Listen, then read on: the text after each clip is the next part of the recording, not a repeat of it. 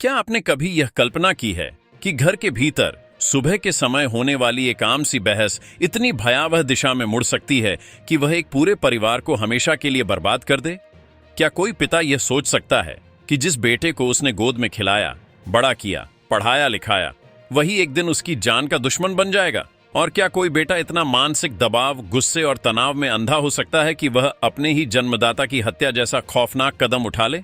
उत्तर प्रदेश की राजधानी लखनऊ से सामने आया तथाकथित नीला ड्रम मर्डर केस इन्हीं सवालों को हमारे सामने छोड़ देता है।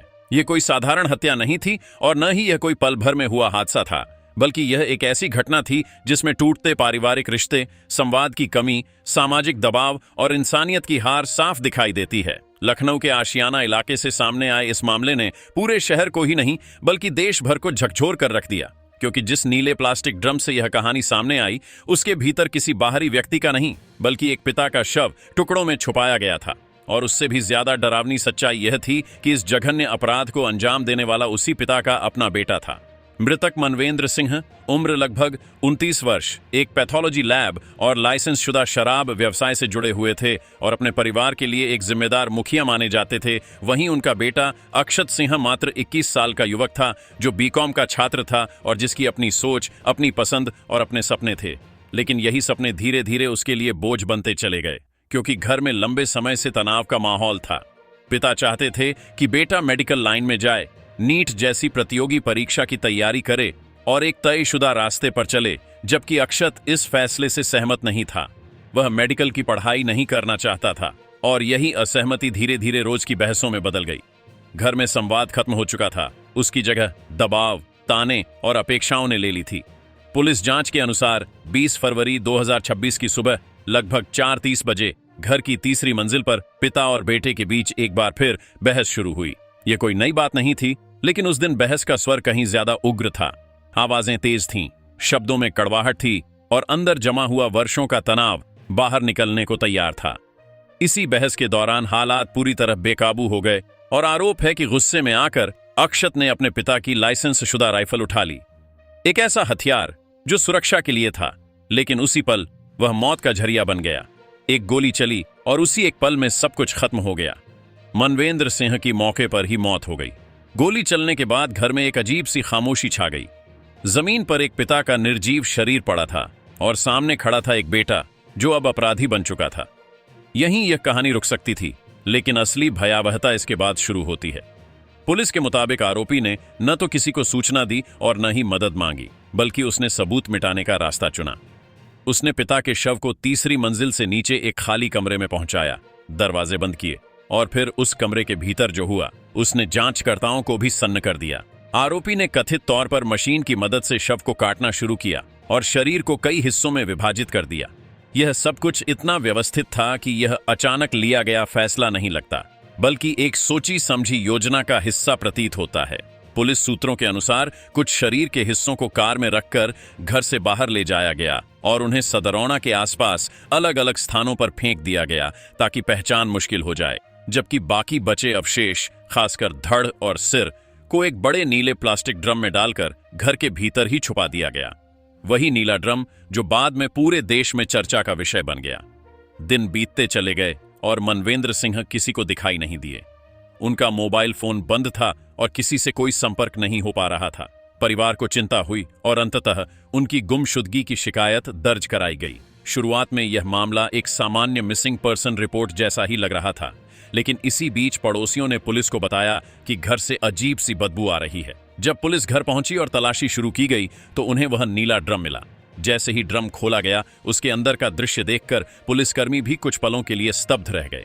ड्रम के भीतर मानव शरीर के अवशेष थे, आसपास खून के धब्बे थे और कमरे के कोनों में भी कुछ हिस्से पड़े मिले।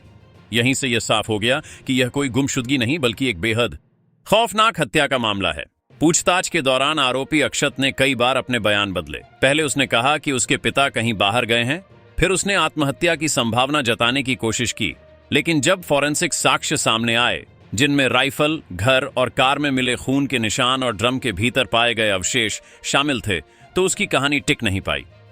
कड़ी पूछताछ के बाद आरोपी टूट गया और उसने अपने पिता की हत्या करने की बात स्वीकार कर ली। जांच में यह भी सामने आया कि आरोपी की बहन ने घटना का कुछ हिस्सा देखा था, लेकिन उसे धमकाकर चुप करा दिया गया। पुलिस का कहना है कि बहन को कई दिनों तक एक कमरे में बंद रखा गया और डर सदमे के कारण वह किसी को कुछ बता नहीं पाई। ये पहलू इस केस को और भी ज्यादा संवेदनशील और भयावह बना देता है। यह मामला केवल एक पिता की हत्या नहीं है, बल्कि यह उस सामाजिक दबाव, संवादहीनता और मानसिक तनाव की तस्वीर है जो आज कई घरों के भीतर पनप रहा है। एक साधारण बहस कैसे धीरे धीरे तनाव में बदलती है, तनाव गुस्से का रूप ले लेता है और फिर गुस्सा खून में तब्दील हो जाता है। यह पूरी कहानी उसी की मिसाल है। नीला ड्रम अब सिर्फ एक सबूत नहीं रह गया है, बल्कि यह एक चेतावनी बन चुका है कि अगर समय रहते संवाद, समझ और मानसिक स्वास्थ्य पर ध्यान न दिया गया तो इसके परिणाम कितने भयावह हो सकते हैं। नीले ड्रम के खुलते ही जो सच्चाई सामने आई, उसने पूरे मामले की दिशा ही बदल दी। अब यह किसी के लापता होने का मामला नहीं रहा था, बल्कि यह साफ हो चुका था कि घर के भीतर एक सुनियोजित और बेहद क्रूर हत्या को अंजाम दिया गया है। पुलिस ने तुरंत घर को सील कर दिया और फॉरेंसिक टीम को बुलाया गया। हर कमरे की बारीकी से जांच शुरू हुई। फर्श पर जमे खून के सूखे धब्बे, दीवारों पर पड़े निशान और घर के भीतर फैली अजीब सी चुप्पी यह बताने के लिए काफी थी कि यहां कुछ बेहद गलत हुआ है। नीले ड्रम के आसपास मौजूद अवशेषों को जब सावधानी से निकाला गया तो यह पुष्टि हुई कि ड्रम में रखे गए हिस्से किसी और के नहीं बल्कि उसी व्यक्ति के थे जिसकी गुमशुदगी की रिपोर्ट दर्ज कराई गई थी। पोस्टमार्टम और प्रारंभिक फॉरेंसिक जांच ने यह साफ कर दिया कि मनवेंद्र सिंह की मौत गोली लगने से हुई थी और उसके बाद उनके शरीर को काटकर अलग अलग किया गया था। जैसे जैसे जांच आगे बढ़ी, वैसे वैसे इस केस की परतें खुलती चली गईं। पुलिस ने जब आरोपी अक्षत सिंह के व्यवहार पर ध्यान दिया तो कई बातें असामान्य लगीं। पिता की कथित गुमशुदगी के बावजूद उसका व्यवहार सामान्य था। वह मोबाइल फोन का इस्तेमाल कर रहा था, सोशल मीडिया पर सक्रिय था और घर में ऐसा दिखा रहा था मानो कुछ हुआ ही ना हो। लेकिन डिजिटल सबूत अक्सर झूठ से ज्यादा तेजी से सच उजागर कर देते हैं। Call detail record, mobile location और सीसीटीवी फुटेज की जांच में यह सामने आया कि जिस समय वह अपने पिता के बाहर होने की बात कह रहा था, उस समय उसकी गतिविधियां घर और आसपास ही सीमित थीं। कार के भीतर मिले खून के धब्बों ने जांच को और मजबूत कर दिया। पुलिस ने जब उस लाइसेंस शुदा राइफल की जांच की तो वह भी हत्या से जुड़ी अहम कड़ी साबित हुई। बैलिस्टिक रिपोर्ट से यह पुष्टि हुई कि उसी राइफल से गोली चलाई गई थी जिससे मनवेंद्र सिंह की मौत हुई। धीरे धीरे यह स्पष्ट हो गया कि यह कोई हादसा नहीं बल्कि हत्या के बाद सबूत मिटाने की पूरी कोशिश की गई थी। पूछताछ के दौरान अक्षत कई बार टूटता बिखरता नजर आया। कभी वह खुद को मानसिक रूप से परेशान बताता, कभी अपने पिता के व्यवहार को इसके लिए जिम्मेदार ठहराता। उसने यह भी कहा कि वह लंबे समय से भारी दबाव में था और घर का माहौल उसके लिए असहनीय हो चुका था। पुलिस के सामने उसने स्वीकार किया कि नीट जैसी प्रतियोगी परीक्षा को लेकर उस पर लगातार दबाव डाला जा रहा था, जबकि वह खुद इस रास्ते पर नहीं जाना चाहता था।